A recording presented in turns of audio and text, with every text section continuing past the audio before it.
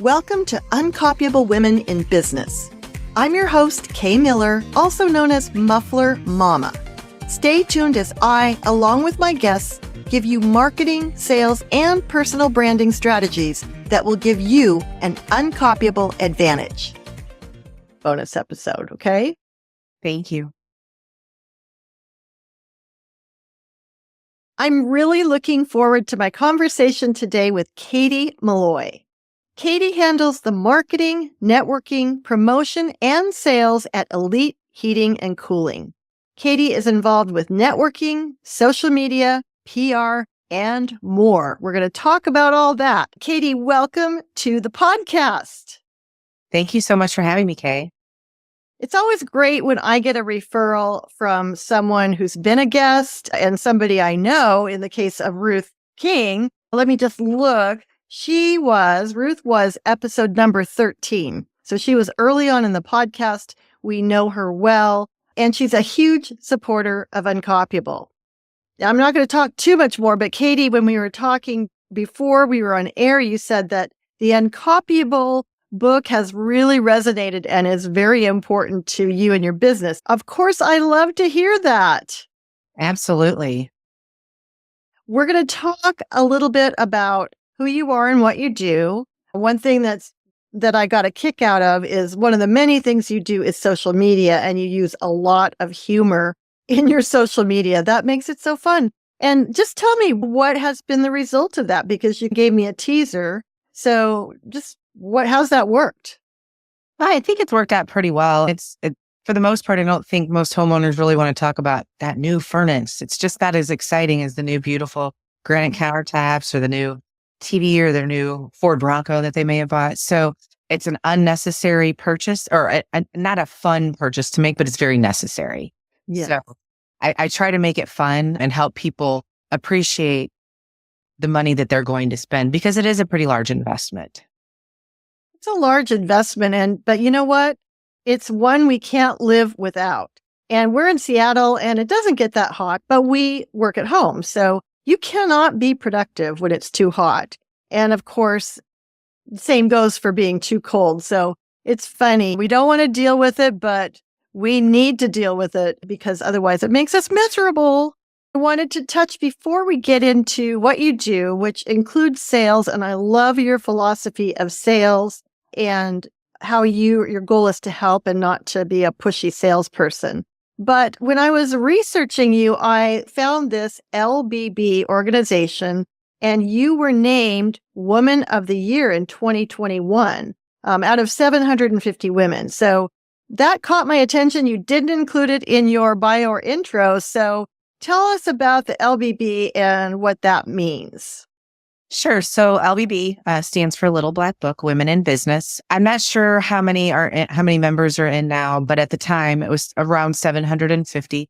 Basically, it supports women in all aspects of business. And actually, I think they're venturing outside of, you could be a stay-at-home mom, and we've got women that are stay-at-home moms. So we've got women that they sell Mary Kay or Avon, and up to C-level ladies that are involved in our group. And basically, it's women need women. We need each other to help build us up and to support each other. We're our own worst critics, right? We beat ourselves up, and we need other women to help pull us back up when we feel like we've had a bad day or made a mistake. WeBe is a very uplifting group of women, but there's a lot of great meetings that you can attend. There's actually a big Become meeting coming up on March 7th here in St. Louis. So it's really all about building women up and giving them the opportunity to grow. Now, is that a national organization or? I think the founder would love for it to be. And I know she has grown tremendously. It started, actually, the first chapter was in Wentzville, where our business is located. Coincidentally, I believe they're at, I want to say 12 or 15 chapters now, going over into Illinois, down to the Lake of the Ozarks, and up to Hannibal, Missouri as well. Good. And at the end of the show, I'm going to put links in the show notes. So anything that we talk about here, you listening, you'll easily be able to track that down, because that might be something interesting. Like you said, growth potential, maybe nationally, internationally. It's an amazing group of women. If you're having a bad day and you just need to pick me up, stepping in. These women, well, you may not have seen them for a year, but they will give you big hugs and just lift your spirits and give you what you need to fill your cup. That's so exciting. I know you've been in either a male-dominated industry or multiple male-dominated industries. Now, I have been in male-dominated industries too, starting back in the early to mid 80s, not to give my age away, but back in those days, I really felt like women were competing with each other, kind of catty, bringing each other down. And I think that's really shifting. And that's one of the reasons I thought, if I'm ever in a position to help other women, I want to do it. And that's what this podcast is about. I've interviewed young and old, and just really everybody who's come on the podcast like you is open to sharing and helping other women. So I applaud you and applaud that. Now, you've been with Elite Heating and Cooling for, I think you said 17 years, and you said, I love what I do. That's so exciting when someone says that. So tell me more. So I've actually been with Elite for 8 years. So that's right. I goofed that. That's okay. Okay, 8 years. I love what I do because in this industry, I compare it to a dentist. If you go to the dentist and the dentist says you have a cavity, let me fix that for you. Once they drill that cavity out and fill your tooth, you don't know if it was true or not, right? And I'm not saying that anybody's dishonest, but the same could be said for our industry. If we come in there and we say that you have a problem and we replace or repair whatever method needs to be done, you have to trust who's working in your home. You have to trust that they know what they're doing, that they're going to be honest with you, and they're not going to sell you something that you don't need. And that's why I feel good about what I do, because I'm not trying to encourage anybody to spend more money or make a change that they don't need for their family. So and I'm not a technician. I rely on our technicians they're not salespeople. So there's no drive for them to come in and say, you need to replace this furnace, unless they need to replace that furnace. They're not getting paid otherwise. I think that's pretty important to know, because not everybody can claim that ethic.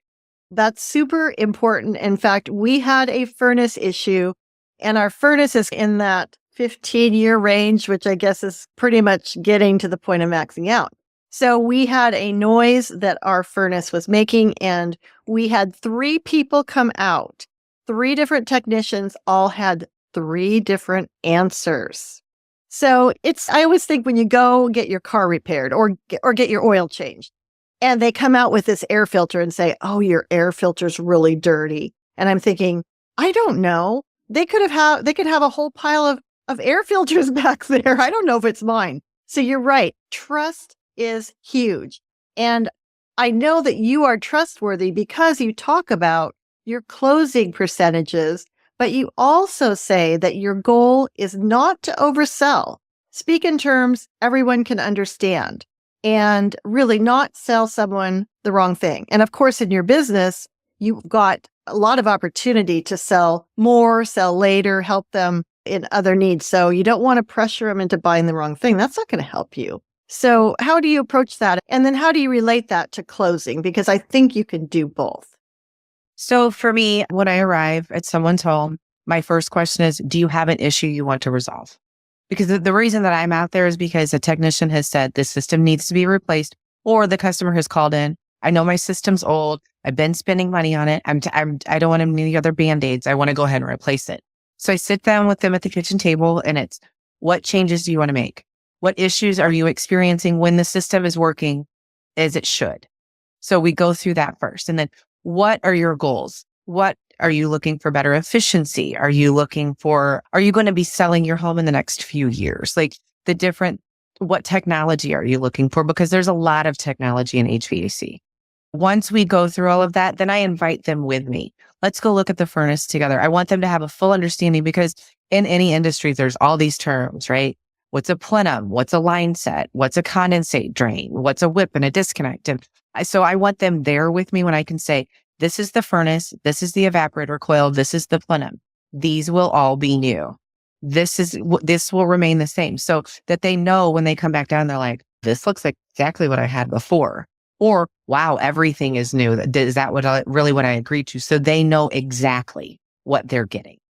And then once I have the information put together as far as the options for them, We go through step by step. You said you have this problem. This one will help to resolve that problem. This one is probably a little bit more than what you're looking for, but I want to make sure that you see all your options. But this one is, and then it's always, well, what would you do if you were me? How long are you going to be here so that you can get a return on that investment? Are you looking for federal tax credits? Do you want to upgrade to a heat pump? Do you want to increase your efficiency? So things like that, we go through all of that. So it's a very comprehensive consultation that we do at no charge because we want our customers to believe in us and trust in us. And then the last thing that I leave them with is a folder in which my business card is in there. Company information's on the front. Flip it over. You're going to find my cell phone and my email address. You're welcome to call, text, or email me. And I'm with them from before, during, and after. I have customers that call me 6 months, a year later. I have a question. How can I help you? Or if it's technical, because again, I'm not a technician, let me get that answer for you, as opposed to me trying to just feed them a line of that doesn't make sense. Exactly. Something you don't know. I stay in my lane. So, and I think for the average homeowner, and I have gotten into situations where it might be someone in a similar trade, an electrician or a plumber, and they know most of this terminology. And I'm like, if you already understand, that's fine. But I just want to make sure that you get it, that you're getting every bang for your buck on this. This sounds very familiar because when we actually decided to replace the blower motor, which fixed the problem, but we know that this is coming. So the salesperson for this company came out and he talked and talked. And it's so surprising that salespeople often don't get it. So when you talk about, you ask all these questions, you find out lifestyle, what they're envisioning, what their needs are. So you ask before you tell, and then you really explain things. None of this happened when we had our furnace salesman. He was a man. That's okay. He was a salesman. And so we were really dissatisfied. And I'll tell you what, when we do upgrade to a new furnace and a cooling system, heat pump, whatever it is, we will not be calling that company. The fact that you are developing trust and letting them know, I'm only going to sell you what benefits you. And the fact that they say, these are magic words, what would you do? That shows that they trust you, that you've built that relationship with them, because we always talk about trusted advisor. They can go online. I can go online and find out a lot of information about BTUs and, like you said, all the terminology I don't know, but you're the expert. You can guide me and your customers through what they really need. So that's really on target with the Uncopyable philosophy, all those customer-oriented questions and the information you need to find out. And then, of course, setting yourself apart. And you're unique. Just being a woman in this industry right there is unique. And when I've been in male-dominated industries, it's not that I really use that, but it makes me stand out, and I'm sure it does you. How do people react when they see a woman coming to the door that wants to explain all of this to them? I think for the most part, pretty well. The majority of the time anymore, it seems like more of the women are the ones that are making these decisions. And even when it is the man and the woman together, I'm not a technician, so I can't talk up here. I talk on what I understand, and I don't assume that they also understand what I understand because I do this every day. So I think me being patient, even when the men have a tendency to be a little bit less patient because they might understand more than I'm assuming that they do. So I try not to make that assumption. But I also, there might be a gentleman in my office that sets the appointment, but I reach out to the customer first to say, hi, my name is Katie. I just wanted to introduce myself. I will be the one coming to your home. So they're expecting that it's going to be a female. And I think it's all in the way you set the expectation with the customer as well, that my job is really to educate you on your options. You can make whatever choice you'd like. We'll do whatever you'd like, but that's not true. That is not true. If they want to do something that would not be the right thing for their home, we won't do it. We would refer them, if that's really truly what you want, then call someone else, because we're not going to put our reputation on the line for that. Not that we've had to do that, but we would not, we don't want to put our technicians or our customers in a situation that could be detrimental to either one of them. You do have your reputation. Of course, now with reviews, and it's all out there. So you have to really be cognizant of that. But I think you do that anyway. That relationship and that trust is huge. And I want to touch again on the closing percentages because I don't want people to think that those two are exclusive. They absolutely are not. And I've interviewed multiple women on the podcast. One that comes to mind because I was just listening to her episode again. Guess what her name is? It's an awesome name. Katie. We can both relate to that. Yeah. Katie O'Neill. And she sells recreational vehicles, RVs, but her RVs are $1 million and up. They're super exclusive, but she educates, gives them information. And again, she lets them choose. She lets them buy. And yes, in your case, people are saying, what would you do if it were you? I don't think Katie would answer that question because it's got to be on them. But what you're saying too is you want your customers to decide to buy and not feel like they've been sold or closed. So can you speak to that a little bit? I want someone to feel good about the decision that they're making. So it really needs to be their decision in the end. And I will even leave it with, Kay, it was great to meet you today. I know that Steve couldn't be here with you. So when you guys take a look at this later together and you have questions, call me. Don't hesitate to call me, even if it's in the evening, because that's when you guys are together. And I want to make sure that I answer your questions, all of them thoroughly, that there's no confusion that you play the telephone game, right? You call me back the next day, then you talk to Steve, and then you call me back and forth, and then things are lost in translation. So call me I'll even come back out. I don't mind. I'll go back out there in the evening if that's what they want. We can do a Zoom call. We can do whatever is most comfortable for you. But I want you to feel good about the decision that you're making because it is a lot of money. It's the safety and of your home. Indoor air quality is very important for your quality of life. You spend more time in your home than you realize. Think about the 8 hours that you spend sleeping, doing nothing but ingesting that air. So it needs to be filtered correctly, humidity correctly. Everything needs to be on point. Your humidity should be between 40 and 60%. If it's over 60, you have a potential for growing spores. That makes sense, right? High humidity. If it's below, then you have an opportunity for viruses to grow.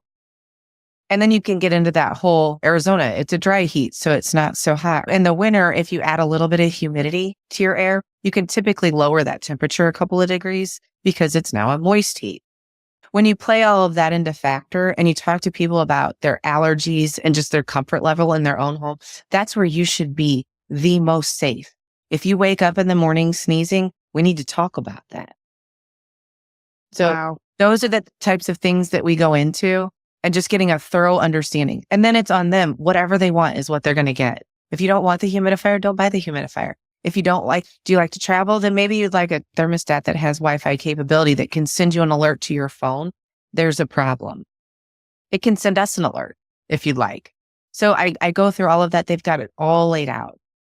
And then they can a la carte pick what they want. I want that system with that thermostat, no humidifier, but I want filtration. It's no package deal that I really didn't want that.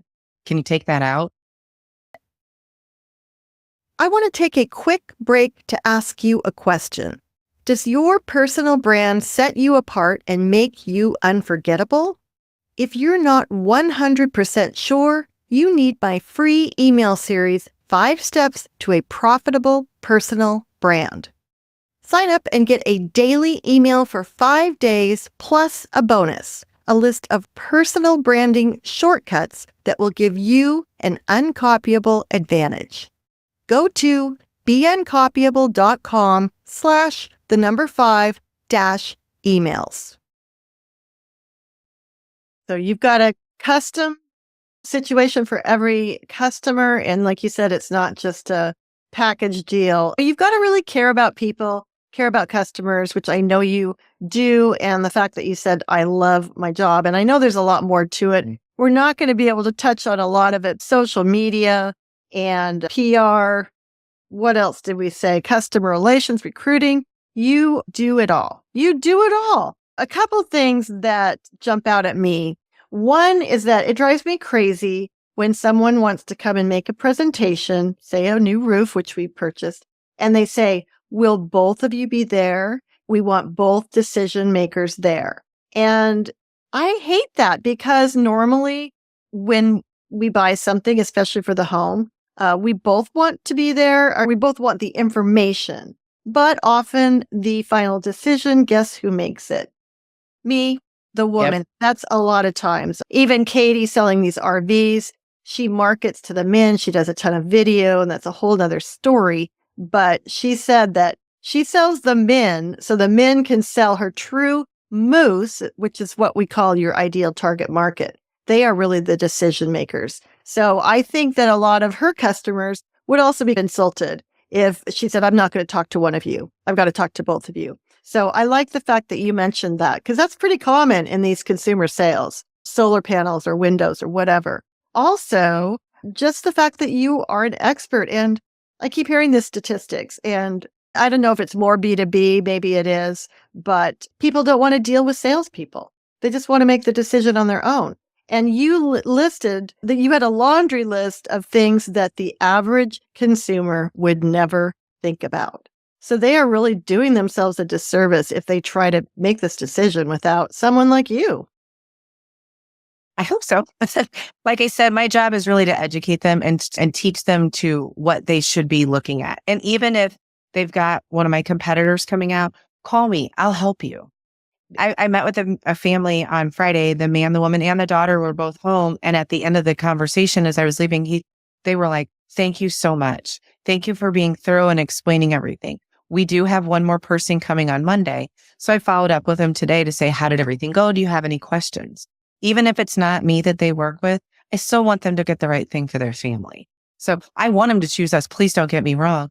But sometimes they're price driven, and we're not going to be the cheapest all the time. That's not the way that our model works. We're not, especially this time of year is our slow time. We're still not, no gimmicks, just guarantees. So we're not going to mark it up to mark it down in certain months. We don't do that. So I want them to be happy with their choice. If that choice is someone else, I'll still walk you through the process. I'll still help you understand it's at 2 stages of variable speed, all the things that come with that. And I explain what all of that means so that when the next guy comes in, hopefully I set the standard high enough that they can't adequately meet that. And that's my goal on every call I want to be the first one, not the last one. The next guy just kind of. Yeah, has to keep up with Katie, which is hard to do.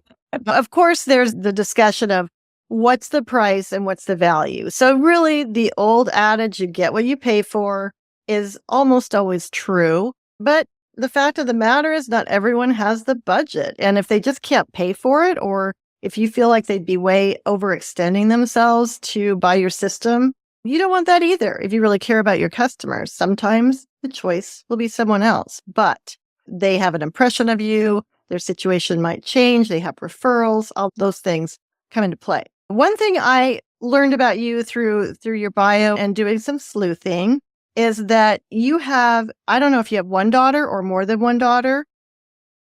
Four daughters. 4 daughters and 1 son. Yeah. Okay, you've got a son. You've got a little mix there. But I know the youngest of the 5. Oh, poor guy. Hope he can handle his older sisters. I'm actually an older sister of one little brother. And you know what? I picked on him until one day he grew up and got bigger than me. And that game over. I would say the same thing happened. He was picked on, and now he's the biggest, the tallest of all of them. And he's just such a nice young man that I don't think he really gives it back to him. They would probably. Yeah. I'm sure it's all in fun, but it is. And they're very close. They all love each other very much. We're very fortunate. We've got a great family. That's really unfortunate. You know what? There are great parents who have kids that I shouldn't say they don't turn out well, but they struggle. And then there are bad parents who have good kids. But I think mostly you're not just lucky if you have great kids, because you've been a great mom too, obviously. I have a great kid and I'm totally taking credit for how she turned out. So come on. I didn't do it alone. I have plenty of help. I cannot. Yeah, it takes a village. And I know you were a single mom for quite a few years. And that, boy, hats off to you, because that's tough. That's really tough. And then you met your new boyfriend 17 years ago. That's where the 17 years came from. And now you work together. Things must be going well. You must get along So before we close out, I do want to talk about what you want your daughters to see. We've got another generation of young women growing up that we want to have a different experience than we had. So how important is that to you? And how do you teach them or lead by example, which you're obviously doing that? All I can say is what I hope that they have learned from both of us, because we were both single parents for a long period of time, is always believe in yourself. Do your best to support yourself, not necessarily to depend on someone else. I don't mean don't depend on a man. That's not my goal, but don't rely upon somebody else for your happiness. Make your own happy. And family is everything. Without your family, life just isn't what it should be. So, and like I said, we've got 5 kids. They're all great kids. They're pretty close.